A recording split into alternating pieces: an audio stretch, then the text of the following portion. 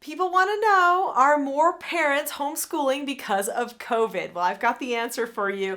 I'm Nicholeen Peck, and I teach parenting, family communication, and good self-government skills all over the world. I also am a homeschooler, and I teach at some of the largest homeschool conferences in the world. And I've got some great data for you about this.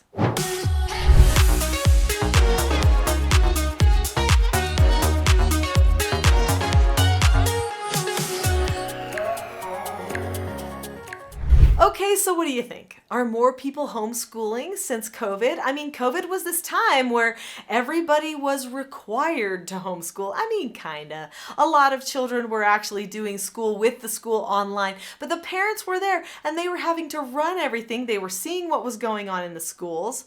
What do you think? Well, the answer is yes. More parents are homeschooling than used to be homeschooling before COVID. But even before COVID, it was on the rise, and I can explain why. In fact, I'd love to tell you why people are homeschooling, and if they are, how they can be successful. So I teach all over the nation, even the world, at homeschooling events. And what I have seen as I ask people at the beginning of my sessions, and I say, how many of you are new to homeschooling? I see tons more hands go up than used to. So I've always asked questions like that when I go to speak at these conferences, and there's always a moderate number of people that raise their hands. But it's getting to be more and more people. And they'll come talk to me and they'll say, oh, I'm pretty new to homeschooling. I just started since COVID. This is a common thing that people are telling me now. So I am seeing at the conventions that it's happening more. Also, people that are living around me, it's just happening more. People are like, you know what? I've seen what they did on the school with on the online stuff, and I really thought the children were getting more out of education than that. Like, I can do better than that. Some of them were thinking, some actually really liked being home with their children and having that bond and that closeness in their relationships. And so they wanted that to continue. They wanted to have more family time and not have the school taking over their days, because that absolutely can happen. So I've done treatment foster care for troubled teens. They all had to go to school, but my own 4 children were all homeschooled. Boy, did we have freedom as homeschoolers. Freedom. We didn't have to get out the door by a certain time. I didn't have to go pick people up by a certain time. I didn't have to pack lunches by a certain time unless we were going to go in the mountains and have a field trip of some sort or something. No, everything was on our own timetable. Freedom. And we could read whatever book we wanted to read. And we could study whatever we wanted to study, and we could discuss things deeply. We could attach our religion to politics, to ideologies that were coming out, to history, we can hook it all together so that education becomes one big picture and it's not all fragmented. People started seeing that. And there were some people who started seeing that their children who were not succeeding well in school, suddenly when they came home, started to be happier. Started to achieve more, academically even. And they thought, whoa, we better not stop this. Now this meant that people did not know exactly what to do to be successful at homeschooling, and I'm definitely going to talk about that. I can give you some great tips on how to be a successful homeschooler and what really makes a great homeschool. Because I will tell you that doing exactly what the school does at home, that's not the solution. You're not going to get the results that you're really looking for. Now remember, I said that people were starting to homeschool more and more even before COVID. So COVID took some people unexpectedly over to the side of homeschooling for their families.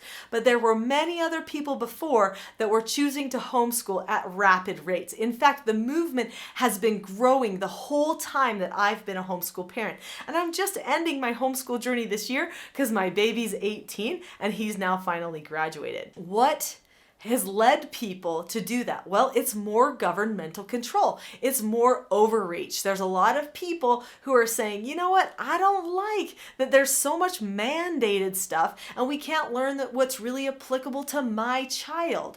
Or I don't agree with some of that teaching because it's all hypothesis, or there's other things behind it that aren't really factually based and I don't like it. So there's things within the teaching that people don't agree with. There's also methods of teaching that people don't agree with, like testing, they have a hard time with. These types of things were leading to a momentum of homeschool that now with COVID has just tipped, and even more people are looking at homeschooling as a viable option, where before it was looked at as kind of kooky.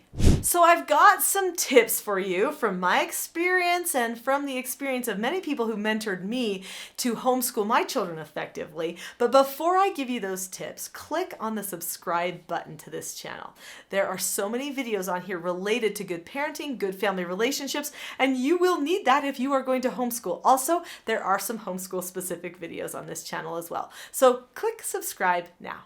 I have an entire website that I made after COVID hit to try to help people so that they could be more prepared to homeschool. And at the end of this video, I'm going to tell you what that is because there is free content there that you're probably going to want to look at. But first, let me just share with you some tips that you are going to need. Number one, reading a book to the children or reading a classical book as a child is always going to be more motivational than looking at a textbook or on a computer screen. People mistakenly assume that the best education happens digitally now.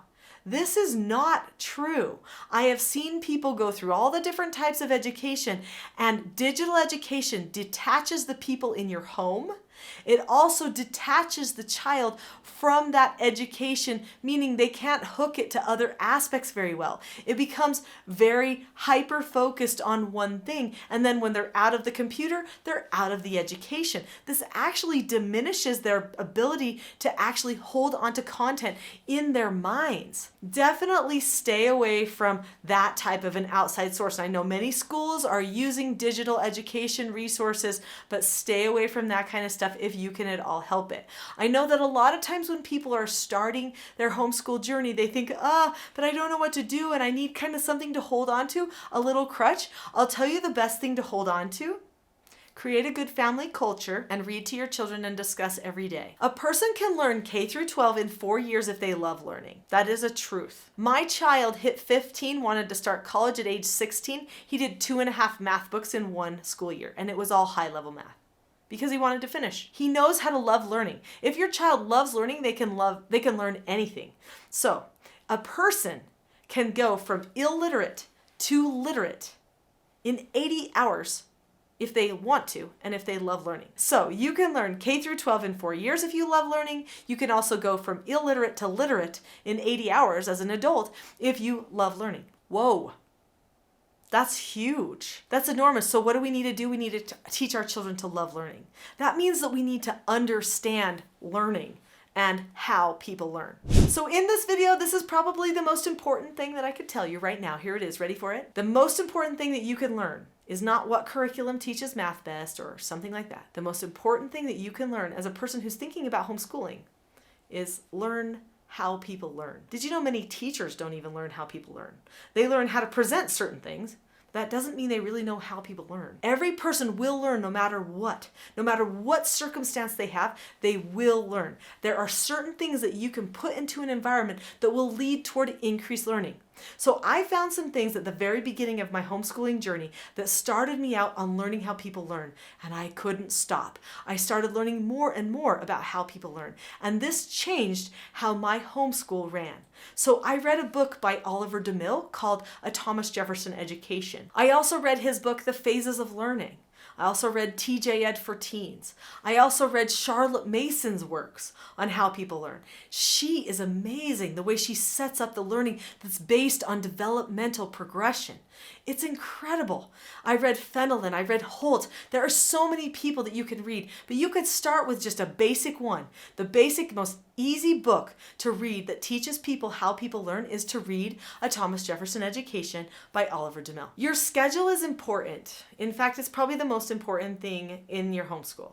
That doesn't mean you have to be rigid. We're a real live-in-the-moment family. We do all kinds of spontaneous things, but we do have a set schedule that kind of is our framework for how we're going to put things together. Decide what's most important for the family. Do it first. Also, do math first. That's not our most important, but we do it at the beginning of the day because the brain is fresher. It's easier to do your math first.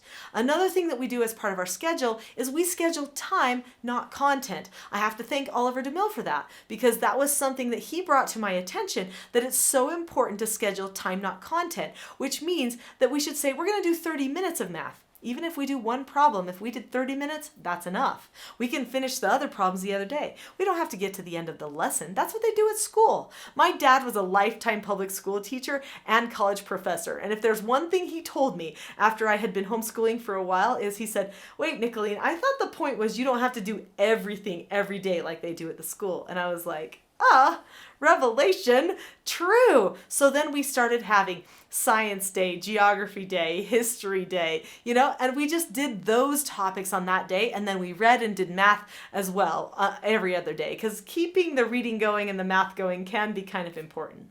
But what we did to schedule our time for what was most important is we put what was most important to our family culture first. The things that were most important to our family culture was reading our scriptures, saying prayers, discussing ideas as a family, doing a bit of exercise, and then we would get into our math and our schooling that we wanted to work on individually throughout the day. This is so much. Do you see how much I could share with you on this? I just want to send you to a place where you can get tons more. And it's all for free. So go to heartofhomeschool.net. heartofhomeschool.net. There are multiple presentations that I have done and that some of my colleagues have done there, and those presentations will help you learn even more about what you can do to create a strong homeschooling environment, whether you're doing it after COVID or not.